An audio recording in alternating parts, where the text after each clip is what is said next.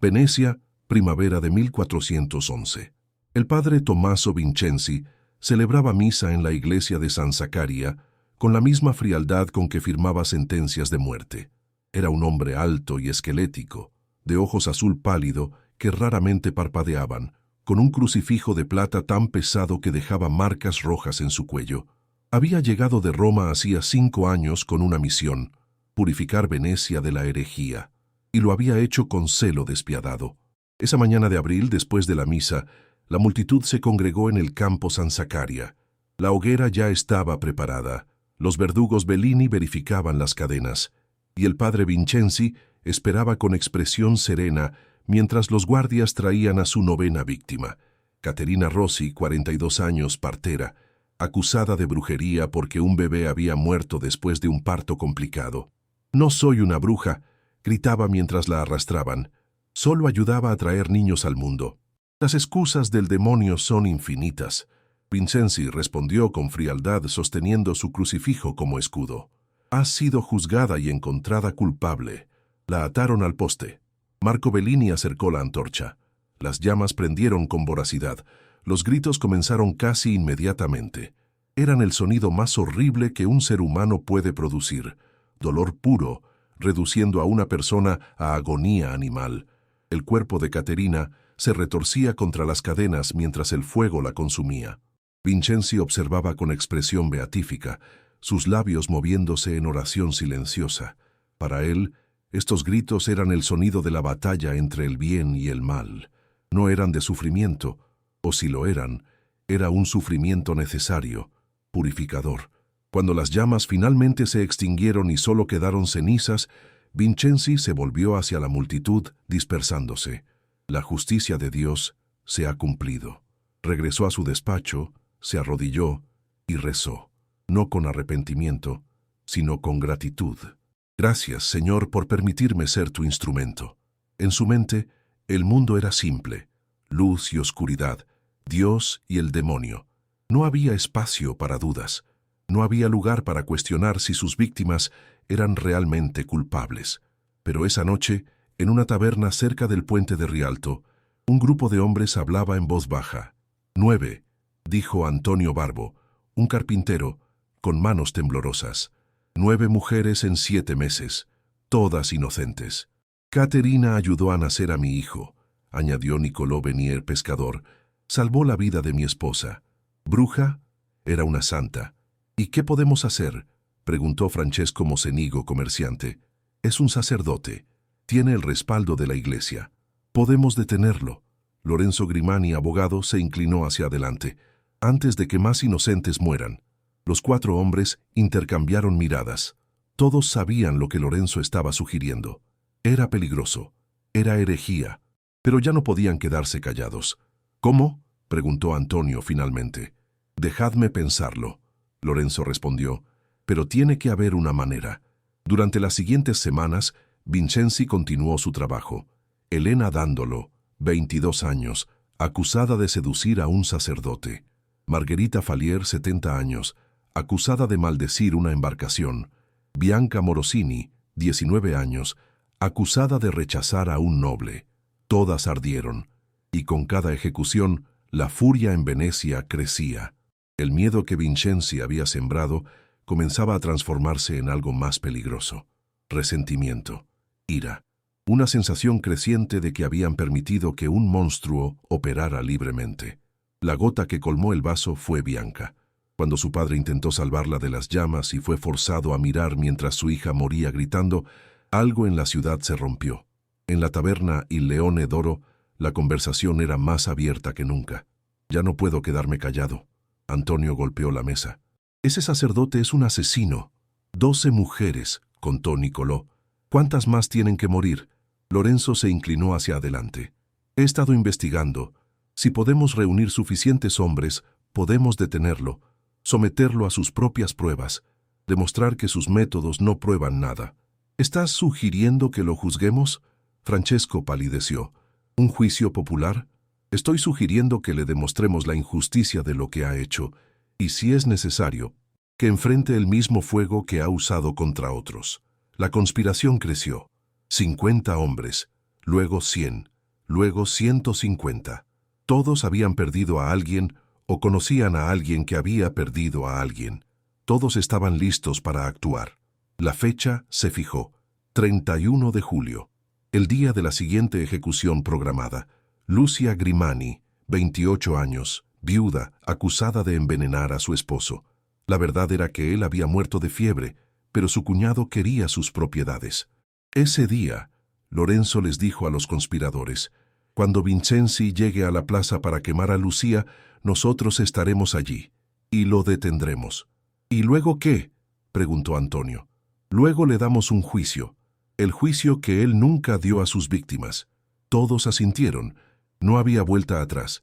El padre Tommaso Vincenzi, completamente ajeno a la tormenta que se avecinaba, durmió pacíficamente esa noche, soñando con fuego purificador. No sabía que pronto él mismo sería sometido a las llamas, y no sabía que esas llamas se comportarían de una manera que nadie podría explicar. 31 de julio de 1411. Amanecer. El sol emergió sobre Venecia tiñendo los canales de cobre y oro. Era un amanecer hermoso, pero para 150 hombres parecía una burla ante lo que vendrían ese día. Antonio Barbo besó a su esposa dormida y dejó una carta escondida bajo el piso por si no regresaba. Nicolò Venier miró a sus 3 hijos y sintió que su determinación se fortalecía.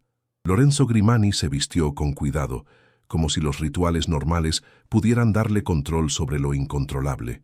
En las celdas bajo San Zaccaria, Lucia Grimani despertó sabiendo que este sería su último día. Había pasado la noche rezando, aunque sus oraciones se sentían vacías. Dios había permanecido notablemente silencioso mientras 12 mujeres inocentes morían en las llamas. Vincenzi celebró la misa matinal con su precisión habitual. «El pecado es una enfermedad», proclamó, «y como toda enfermedad, debe ser tratada con firmeza. No debemos dudar al purificar a aquellos cuyas almas han sido contaminadas por el demonio». Después de la misa, el campo San Zaccaria comenzó a llenarse. La hoguera esperaba. Los verdugos Bellini verificaban las cadenas, y dispersos cuidadosamente entre la multitud normal, los 150 conspiradores esperaban. Antonio cerca del frente, un martillo escondido en su cinturón. Nicolò con otros pescadores, un cuchillo en su bota. Lorenzo en la parte trasera, coordinando con miradas sutiles. A las 10 en punto las campanas repicaron. Las puertas de la iglesia se abrieron. Primero los guardias, luego los sacerdotes menores con incensarios. Después, el padre Vincenzi, alto y sombrío, su crucifijo brillando al sol. Y finalmente Lucia Grimani, arrastrada por guardias, sus pies descalzos sangrando sobre las piedras. «No soy una bruja», gritaba. «Por favor». Solo ayudaba a la gente. La procesión avanzó hacia la hoguera. Vincenzi se volvió hacia la multitud. «Ciudadanos de Venecia, hoy presenciamos la 13ª purificación. Lucia Grimani ha sido juzgada y encontrada culpable de brujería, de pacto con el demonio, de asesinato mediante veneno. Por estos crímenes la sentencia es ¡basta!». La voz de Antonio cortó el aire como un trueno. Todos los ojos se volvieron. «Ya basta de esto», gritó separándose de la multitud. «Ya basta de tus mentiras y tu asesinato». Un jadeo colectivo recorrió la plaza. Vincenzi se quedó inmóvil, procesando esta interrupción sin precedentes. ¿Quién osa interrumpir la justicia divina? Guardias, arrestad a ese hombre. Pero entonces Nicolò dio un paso adelante. «No estás administrando justicia, estás asesinando a inocentes». Y luego otro hombre, y otro, y otro. En segundos, docenas de hombres emergieron de la multitud, formando un semicírculo alrededor de la plataforma. Los guardias se detuvieron, confundidos, sin atreverse a usar sus armas contra tantos. Vincenzi miró a su alrededor, viendo por primera vez la magnitud de lo que enfrentaba. ¿Qué es esto? ¿Una turba? ¿Una rebelión contra la Santa Madre Iglesia? Es el pueblo de Venecia. Lorenzo se adelantó, su voz de abogado clara y autoritaria. «Y hemos venido a detener esta masacre. No tenéis autoridad». «Tenemos la autoridad del pueblo», gritó Antonio. «La autoridad de aquellos que han visto morir a sus madres, hermanas, hijas por tus acusaciones falsas». La multitud normal comenzó a retroceder asustada. Pero muchos se quedaron, su propia ira encontrando salida. 12 mujeres, gritó Nicolò. 12 mujeres inocentes has quemado. Eran brujas. Confesaron sus crímenes. Vincenzi intentó mantener su autoridad, pero su voz temblaba. Confesaron bajo tortura. Lorenzo señaló acusadoramente. Tus métodos no prueban nada excepto tu propia crueldad. Los guardias miraban nerviosamente entre Vincenzi y la creciente multitud. Eran 6 contra 200. Los números no estaban de su lado. ¿Qué queréis?, preguntó Vincenzi. Justicia, respondió Lorenzo. Queremos que seas juzgado por tus crímenes. ¿Crímenes? No he cometido ningún crimen. He actuado en nombre de Dios. Entonces que Dios te juzgue. Antonio sacó su martillo y alrededor de la plaza otros hombres sacaron sus armas. Pero primero te someteremos a las mismas pruebas que has usado contra otros. La comprensión llegó a los ojos de Vincenzi. Iban a darle un juicio popular. Iban a someterlo a las pruebas de brujería. Iban a... Guardias, proteged a vuestro sacerdote. Pero el capitán de la guardia, Sergio Morosini, dio un paso adelante. Padre Vincenzi, creo que debéis enfrentar estas acusaciones. Si sois inocente, no tenéis nada que temer. ¿Inocente? Por supuesto que soy inocente. Soy un sacerdote de Dios. Entonces las pruebas lo demostrarán. Lorenzo avanzó, y la multitud avanzó con él. Vincenzi intentó correr, pero fue rápidamente rodeado. Los guardias, viendo la situación sin esperanza, no lo defendieron vigorosamente. Fue derribado, sus brazos retorcidos. Las mismas cadenas destinadas a Lucía fueron enrolladas en sus muñecas. «¡Esto es sacrilegio!», gritaba. «¡Seréis excomulgados! ¡Arderéis en el infierno!». «Si vamos a arder», dijo Antonio, «al menos no estaremos solos». Lucía fue liberada y envuelta en una capa por una mujer. Lorenzo tomó el control. «Escuchadme, no somos una turba sin ley. Somos el pueblo de Venecia, administrando justicia». Señaló a Vincenzi, arrodillado con varios hombres sosteniéndolo. «Tommaso Vincenzi, eres acusado de asesinato. Asesinato de Caterina Rossi, Elena Dandolo, Margherita Falier, Bianca Morosini y 8 otras mujeres inocentes. No son acusaciones. Eran brujas, confesaron. Confesaron bajo tortura. Y tú, que has usado la tortura tan libremente, ahora serás sometido a las mismas pruebas». Lo arrastraron al canal más cercano, lo ataron con cuerdas, el mismo método que él había usado. Lo empujaron del puente. Vincenzi cayó, golpeó el agua, se hundió, pero luego, luchando contra las ataduras, comenzó a subir. Su cabeza rompió la superficie, jadeó por aire y flotó. «¡Culpable!», gritó alguien. «¡Flota! La prueba lo demuestra». Lo jalaron de vuelta tosiendo. «Eso no prueba nada», tosió. «Cualquiera flotaría si lucha». «Exactamente». Lorenzo sonrió sin humor. «Así como las mujeres que ejecutaste flotaron. Esa prueba no significa nada. Pero tú la usaste de todos modos». «La segunda prueba», Lorenzo continuó. «La búsqueda de la marca del demonio». Le arrancaron la ropa empapada, lo revisaron meticulosamente y encontraron una marca de nacimiento en su espalda. «¡La marca!», gritó Antonio. «La marca del demonio. Es solo una marca de nacimiento». Vincenzi gritó. «La he tenido desde que nací. Las brujas que ejecutaste dijeron lo mismo, pero las quemaste de todos modos. Un hombre produjo un alfiler. Pincharon la marca». Vincenzi gritó. Sangró lentamente. «Sangra despacio», Lorenzo observó. «Según tus propios estándares, eso es sospechoso. Mis estándares eran correctos. Esas mujeres eran brujas. Yo no lo soy». «¿Cómo lo sabemos? ¿Qué mejor disfraz que un sacerdote? ¿Qué mejor manera de corromper a la iglesia que desde dentro?» Vincenzi palideció ante su propia lógica usada contra él. Lorenzo levantó una mano, deteniéndolos antes de la tortura. «No seremos como él. Ya hemos demostrado nuestro punto. Sus pruebas no prueban nada». Se volvió hacia Vincenzi. «Una última oportunidad. Confiesa tus crímenes. Admite que las mujeres eran inocentes». Vincenzi, temblando y despojado de dignidad, enfrentó una duda real por primera vez. ¿Y si había estado equivocado? ¿Y si había asesinado a 12 inocentes? Pero su orgullo no le permitió admitirlo. «No tengo nada que confesar. Hice lo que creí correcto.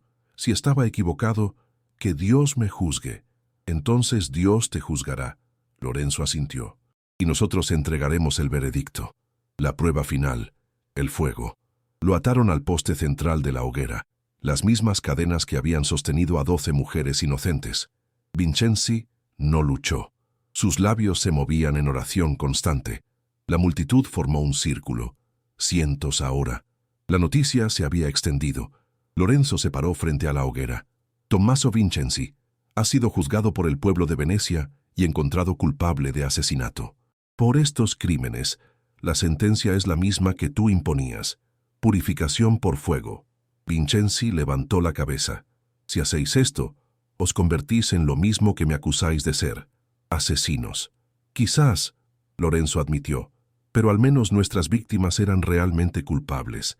Marco Bellini se acercó con una antorcha encendida, miró brevemente a Vincenzi, su empleador durante meses, y luego apartó la mirada mientras acercaba la antorcha a la paja.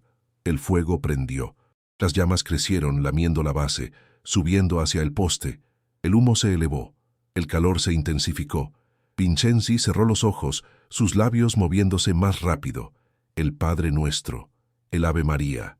Cualquier cosa para no pensar en lo que estaba por suceder. Las llamas alcanzaron su ropa, su camisa se chamuscó. Y entonces, nada. Las llamas lamían su ropa, pero no la consumían. El calor era intenso. Sudor corría por su rostro, su piel se enrojecía, pero no se quemaba. Minutos pasaron. Las llamas rugían, la leña crepitaba, el poste se carbonizaba, pero Vincenzi permanecía. Su ropa ennegrecida, pero no destruida, su piel roja, pero no ampollada, sus ojos abiertos, mirando con completo asombro. ¿Qué está pasando? Antonio retrocedió. ¿Por qué no arde?, susurró alguien. Es un milagro. Dios lo protege, gritó otro. Pero Lorenzo se acercó y miró a través de las llamas a los ojos de Vincenzi. Y en esos ojos no vio triunfo, vio horror, porque Vincenzi entendía. No era que Dios lo protegiera, era que Dios se había apartado. El fuego, elemento de purificación divina, lo rechazaba. «Más leña», gritó Antonio desesperadamente. Arrojaron más madera. Las llamas se elevaron 3 metros. El calor obligó a la multitud a retroceder. Y todavía Vincenzi permanecía. Pasó media hora, luego 1 hora. Finalmente, agotados y horrorizados, dejaron que el fuego se consumiera. Cuando las llamas disminuyeron, la figura de Vincenzi emergió, vivo, consciente, intacto, su ropa chamuscada, su piel roja pero sin quemaduras, ni siquiera su cabello completamente quemado. Era imposible, y sin embargo, era real. «Es brujería», susurró alguien. «Él es el brujo. Es castigo», otro sacudió la cabeza. «Dios se niega a liberarlo con muerte». Lorenzo, con piernas temblorosas, encontró su voz. «Cortad las cadenas». Con manos temblorosas, Marco cortó las cadenas. Vincenzi se desplomó entre las cenizas calientes que no lo quemaban. Se quedó allí de rodillas mirando sus manos intactas. «¿Por qué?», susurró. «¿Por qué no ardo?». Levantó la mirada al cielo. «¿Por qué? Si soy culpable, déjame arder. Si soy inocente, dame señal». Pero esto se desplomó completamente, sollozando. La multitud observaba sin saber qué hacer, qué pensar, qué creer. Algo había sucedido aquí, algo más allá de la comprensión. Las llamas se habían negado a consumir a Tommaso Vincenzi. Pero aunque su cuerpo permaneciera intacto, algo dentro de él se había quemado completamente. Su certeza, su fe, su sentido de propósito. Todo eso había sido reducido a cenizas más completamente que cualquier fuego podría haber quemado su carne. La noche cayó sobre Venecia como una maldición. Tommaso Vincenzi fue llevado, más arrastrado que escoltado, a una celda improvisada en un almacén cerca del arsenal. No podían devolverlo a la iglesia. No podían entregarlo a las autoridades sin admitir el linchamiento fallido, y no podían dejarlo ir. En la celda, Vincenzi permanecía acurrucado en un rincón, sus ojos abiertos pero vacíos, mirando a la nada. Sus manos temblaban constantemente, examinándolas a la luz de la luna, esperando que de repente estallaran en llamas, pero permanecían intactas. rojas, irritadas, pero sin quemaduras, y eso era peor que cualquier quemadura física. En una taberna los conspiradores intentaban entender lo ocurrido. «No es posible», Antonio repetía. «Vi las llamas. Deberían haberlo reducido a cenizas. Y sin embargo permanece». Nicolò miró sus manos temblorosas. «Vivo, consciente, intacto. Es un milagro», dijo Pietro. «Dios lo protegió. Estábamos equivocados». «¿Equivocados?». Antonio lo miró incrédulo. «¿Sobre las 12 mujeres inocentes que mató?». «Pero el fuego no lo quemó», Pietro insistió. «Eso tiene que significar algo». «Exactamente», Nicolò interrumpió. «Dios no permite que un inocente arda. Entonces, ¿por qué permitió que 12 mujeres inocentes ardieran? ¿Dónde estaba el milagro para ellas?». Silencio incómodo. Lorenzo finalmente habló. «No fue un milagro. No en el sentido que Pietro sugiere». Todos se volvieron hacia él. Si Dios protegiera a Vincenzi, habría enviado una señal clara. Un rayo, una voz del cielo, algo inequívoco. «¿Entonces qué fue?», preguntó Antonio. «¿Habéis oído las historias sobre almas tan corruptas que incluso el infierno las rechaza?». Lorenzo se inclinó. «Vincenzi pasó meses quemando inocentes, y cuando intentamos darle la misma justicia, el fuego se niega, no porque sea inocente, sino porque su alma está más allá de la redención. Ni siquiera las llamas quieren tocarlo. Entonces, ¿qué hacemos con él?». La discusión continuó sin resolución. Decidieron mantenerlo confinado indefinidamente. En el Palacio Ducal, el dogo convocó al Consejo de los 10 pasada la medianoche. «Explícamelo otra vez». El dogo se masajeaba las sienes. «Un sacerdote fue atacado. Intentaron quemarlo. Y el fuego no lo quemó». «Así es, Excelencia. Cientos de testigos lo vieron». «¿Y qué provocó este linchamiento?». «El padre Vincenzi había ejecutado a 12 mujeres por brujería. El pueblo creía que eran inocentes. Traición. Desafiar la autoridad de la Iglesia es traición y herejía». «Con respeto», habló Andrea Gritti, «he revisado los casos. Las evidencias eran débiles, muchas acusaciones motivadas por venganza o ganancia. Eso es irrelevante. El pueblo no tiene derecho a juzgar a un sacerdote. Y la Iglesia ha estado silenciosa sobre los excesos de Vincenzi, quizás porque sus ejecuciones llenaban las arcas. Debatieron horas sin conclusión. Finalmente decidieron, no harían nada, al menos no inmediatamente. Dejarían a Vincenzi bajo custodia privada. A veces, los problemas se resolvían solos. 2 días después, el hermano Paolo Donà, quien había proporcionado información a los conspiradores, vino a visitar a Vincenzi. Al entrar en la celda con una vela, se detuvo horrorizado. Vincenzi parecía haber envejecido 20 años. Cabello completamente blanco, piel cenicienta, ojos vacíos.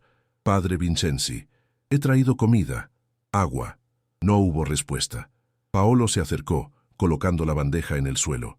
«Padre, siento lo que sucedió». «Inocentes». La palabra salió como un susurro roto. Todos eran inocentes. Paolo se detuvo, sorprendido. «¿Padre?». «Las 12. Todas. Inocentes». Vincenzi levantó la mirada, y Paolo retrocedió ante la locura. «Caterina, Elena, Margherita, Bianca, todas. Inocentes». «Entonces, ¿lo admitís?». «¿Admitir?». Vincenzi rió sin humor. «Yo lo sabía. Siempre lo supe. En lo profundo, debajo de todas las justificaciones, lo sabía. Pero entonces, ¿por qué? ¿Por qué lo hice? Por poder. Por ser temido. Por el éxtasis de sostener vida y muerte en mis manos. Me dije a mí mismo que era por Dios, pero era por mí. Siempre fue por mí». Paolo retrocedió, horrorizado. Las escuchaba gritar, y me decía que eran gritos del demonio. Pero eran solo mujeres, mujeres inocentes muriendo de la peor manera. Y yo disfrutaba su dolor. Me hacía sentir santo. «Padre, estáis enfermo». «¿Enfermo?». Vincenzi agarró a Paolo por los hombros. «No, estoy cuerdo. Por primera vez en años completamente cuerdo. Y esa es mi maldición». Sus ojos se llenaron de lágrimas. El fuego se negó a tocarme. ¿Sabes por qué? No fue protección divina. Fue rechazo. Dios se apartó. Mi alma está tan corrompida que incluso las llamas la rechazan. Fue hacia la vela y sostuvo su palma directamente sobre la llama. La llama danzó alrededor de sus dedos, pero no dejó marca. No causó dolor. ¿Ves? El fuego me rechaza. Y si el fuego me rechaza, ¿qué esperanza tengo? Para siempre atrapado en este cuerpo, con estas memorias. Paolo retrocedió hacia la puerta. Debéis confesar, públicamente. ¿Y entonces qué? ¿Dios me perdonará? ¿Las llamas me aceptarán? No, Paolo, no hay redención para mí. Se dio la vuelta. Vete, y no vuelvas. No hay nada que puedas hacer. Paolo salió temblando. Vincenzi había confesado, pero eso lo hacía todo peor. Las semanas pasaron. Vincenzi se deterioraba. Hablaba solo, conversando con voces invisibles. Los guardias lo escuchaban pedir perdón, llorando nombres. Caterina, perdóname. Elena era solo una niña. Bianca, por favor. Se negaba a comer. Cuando comía, vomitaba. Su cuerpo parecía destruirse desde dentro. Un médico lo examinó. No hay nada físicamente mal. Su cuerpo está funcional, pero su mente está rota más allá de cualquier reparación. ¿Morirá?, preguntó Lorenzo. Debería morir. No come, no duerme, pero hay algo antinatural, como si las reglas de la vida y la muerte ya no se aplicaran completamente. 3 meses después, en una fría noche de octubre, el guardia Giacomo escuchó risas desde la celda. Miró por la ventana. Vincenzi estaba desnudo, cubierto de cortes hechos con un clavo. Sangre corría por su cuerpo en riachuelos. «Mirad», gritaba girando, «puedo sangrar. El fuego me rechaza, pero puedo sangrar. Todavía soy humano». Giacomo entró corriendo. «Padre, vais a desangraros». «¿Morir? ¿Crees que puedo morir?» Vincenzi rió. «He intentado no comer, no dormir, detener mi corazón con pura voluntad, y sigo aquí, siempre aquí». Se tambaleó agarrando a Giacomo. ¿Sabes cuál es la peor tortura? No es el fuego, no es el hierro, es la memoria. Recordar cada grito, cada súplica, y no poder olvidar. Nunca poder olvidar. Se desplomó. Giacomo lo atrapó, llamando al médico. Cuando el médico llegó, los cortes se habían cerrado. Y Vincenzi, a pesar de haber perdido sangre fatal, seguía consciente. Esto no es posible. Debería estar muerto. Nada sobre él es posible. Después de esa noche, Vincenzi dejó de hablar completamente. Se quedaba inmóvil durante días. Una cáscara vacía. El solsticio de invierno de 1411 llegó con nieve inusual en Venecia. Lorenzo, Antonio, Nicolò y Paolo se reunieron. «No puede continuar así», Lorenzo dijo. 5 meses. Y él simplemente existe, ni vivo ni muerto. «Quizás deberíamos dejarlo ir», Paolo ofreció. «Está roto, no es amenaza. ¿Y si vuelve a acusar a más mujeres? Miradlo, está destruido». Lorenzo decidió hablar con él una última vez. Entró a la celda, sentándose frente a Vincenzi. «Padre Vincenzi, necesito saber qué quieres». Silencio. Luego, «Quiero arder». «¿Qué?». Vincenzi se volvió, sus ojos habiendo visto demasiado. «Quiero que las llamas me consuman. Quiero que el dolor me purifique. Quiero dejar de existir». «Ya lo intentamos». «Inténtalo de nuevo, otra vez y otra, hasta que funcione». Su intensidad asustó a Lorenzo. «O mátame de otra manera, espada, cuchillo, cualquier cosa. Solo, por favor, termina con esto». Lorenzo miró al hombre roto. Sentía pena, pero recordaba a 12 mujeres que habían suplicado misericordia. «No, no vamos a matarte. Tu castigo es vivir. Vivir con lo que has hecho. Vivir con esos recuerdos. Vivir rechazado por el mismo fuego que usaste contra otros». Se puso de pie, pero Vincenzi lo agarró. «Por favor, he confesado. He admitido mi culpa.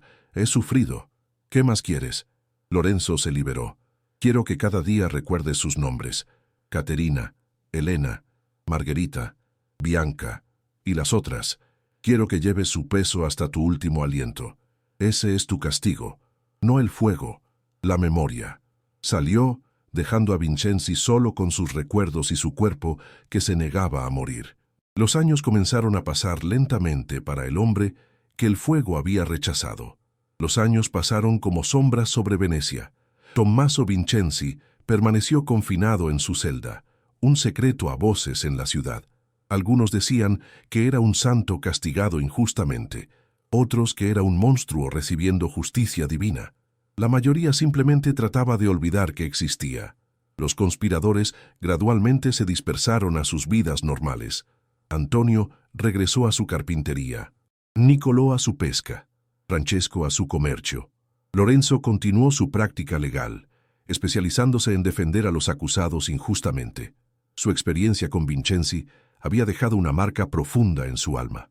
Solo el hermano Paolo visitaba regularmente a Vincenzi, trayendo comida que raramente era tocada, ofreciendo palabras de consuelo que nunca eran respondidas.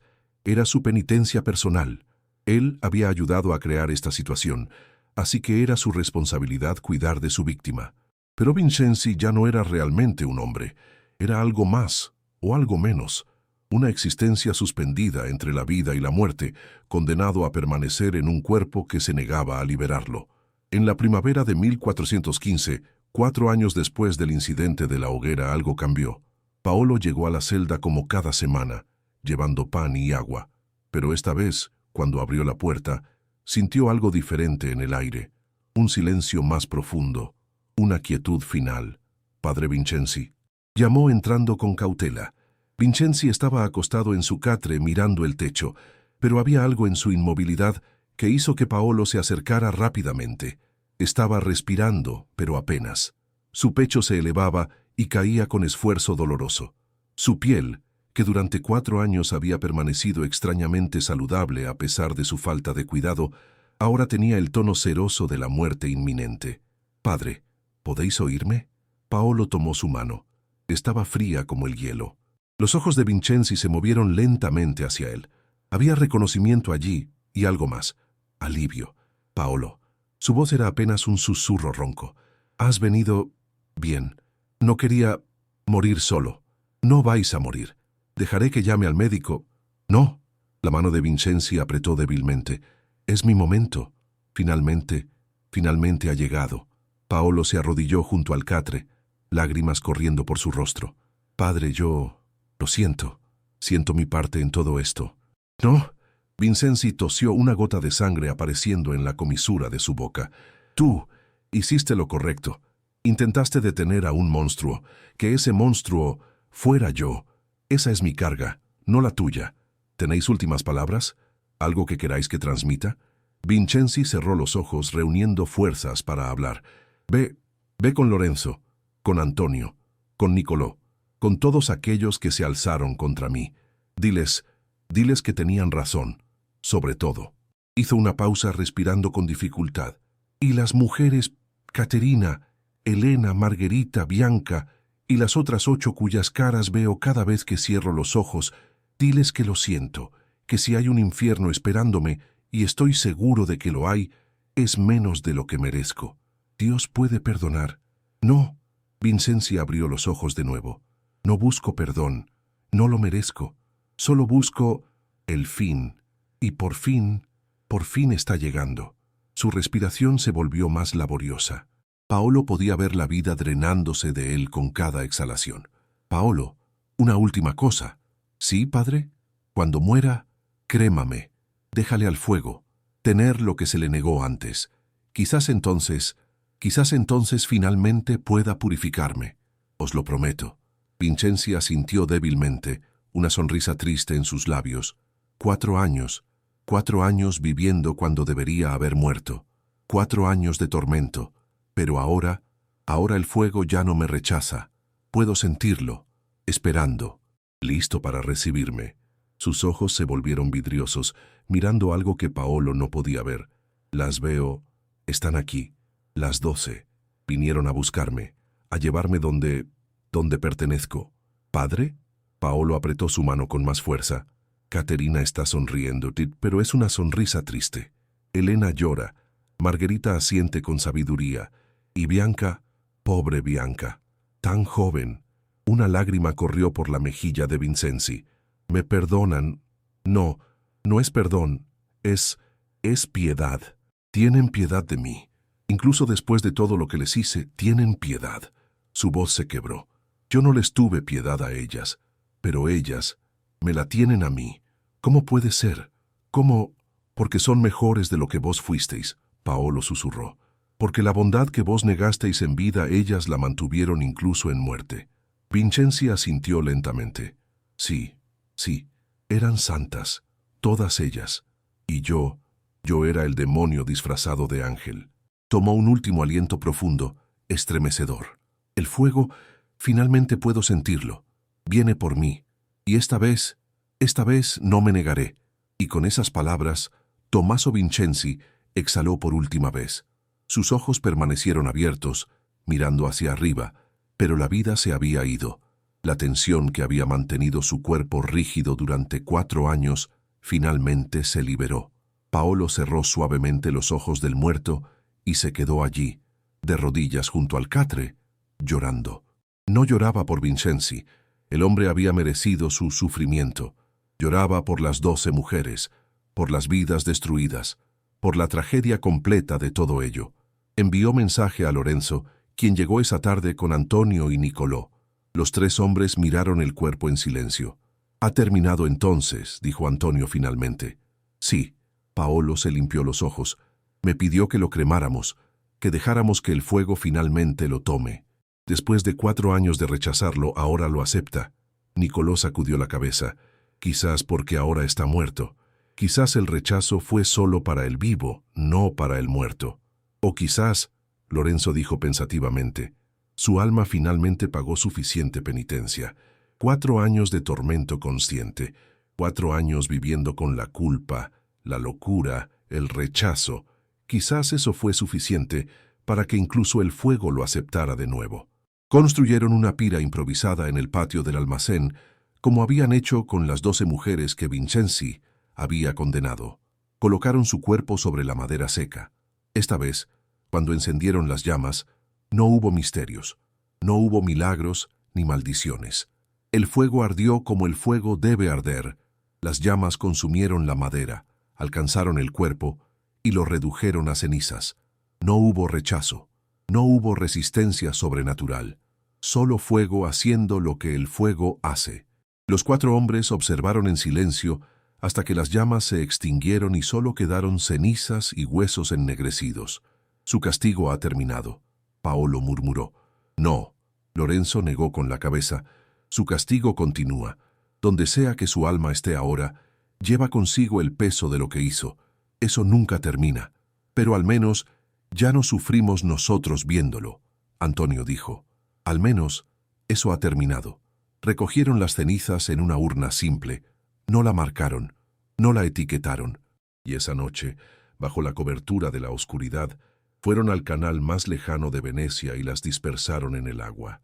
Las cenizas de Tommaso Vincenzi flotaron por un momento en la superficie del canal, formando patrones extraños en el agua iluminada por la luna. Luego lentamente se hundieron arrastradas por la corriente hacia el mar. «Que el mar se lo lleve lejos», Lorenzo dijo, «lejos de esta ciudad, lejos de las almas que torturó, y que nunca regrese», añadió Nicolò. Los 4 hombres permanecieron allí hasta que la última ceniza desapareció en la oscuridad del canal. Luego, sin más palabras, se separaron y regresaron a sus hogares. Era el final de un capítulo oscuro en la historia de Venecia, pero no el final de la memoria. En los años siguientes, la historia del padre Vincenzi se convirtió en leyenda.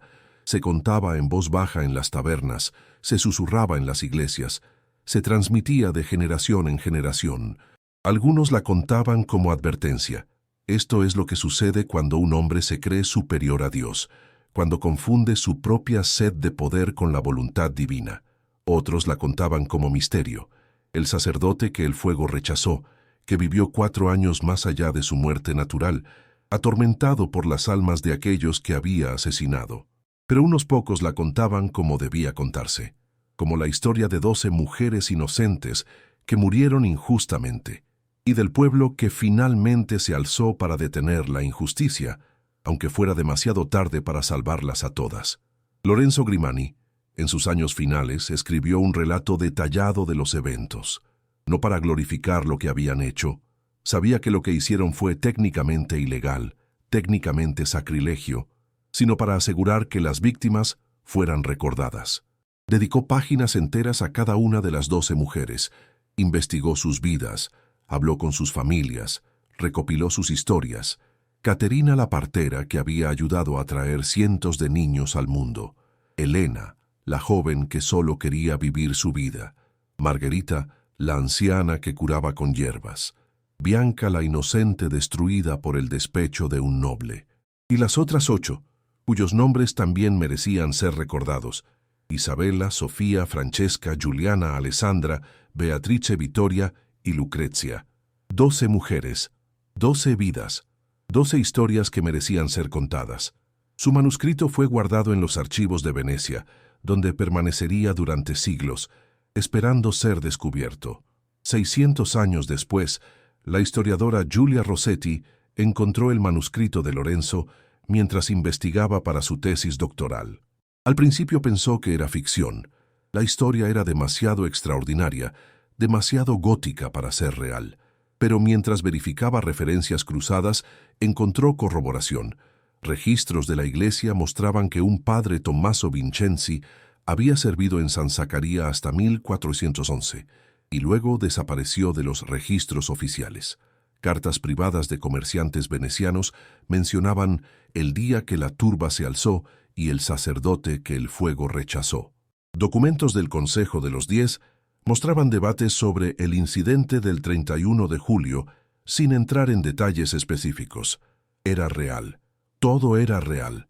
Giulia escribió su tesis sobre el caso, argumentando que representaba un momento fascinante cuando el pueblo tomó la justicia en sus propias manos contra la autoridad religiosa corrupta.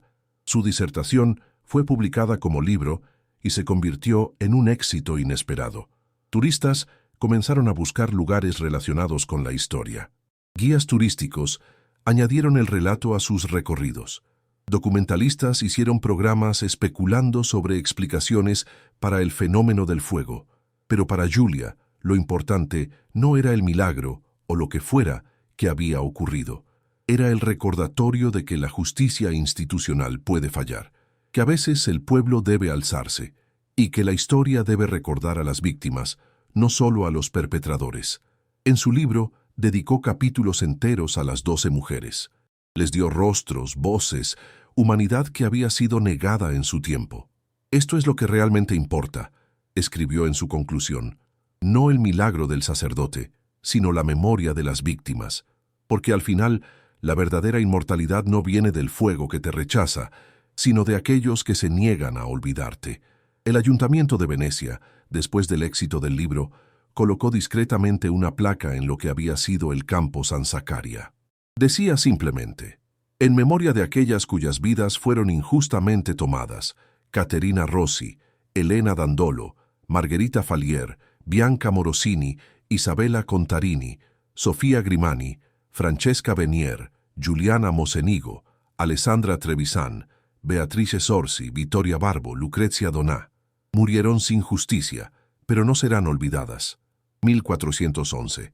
Era un reconocimiento pequeño, inadecuado para el sufrimiento que habían soportado, pero era algo, un testamento de que incluso después de 6 siglos, la verdad podía emerger, las víctimas podían ser honradas, y la memoria podía ser más fuerte que el fuego. Giulia visitaba la placa regularmente cuando estaba en Venecia. Siempre dejaba 12 flores, una por cada mujer, y permanecía en silencio por un momento, honrando sus memorias, porque al final eso era lo que importaba. No el sacerdote que mató, no el fuego que lo rechazó, no el misterio que fascinaba a las multitudes, sino las 12 mujeres inocentes cuyas vidas fueron arrebatadas, cuyos nombres casi se perdieron en el tiempo, cuyas historias merecían ser contadas. Y ahora, gracias al manuscrito de Lorenzo y al trabajo de Giulia, sus historias serían contadas para siempre, porque la verdadera victoria sobre la injusticia no es solo detenerla, aunque eso es importante.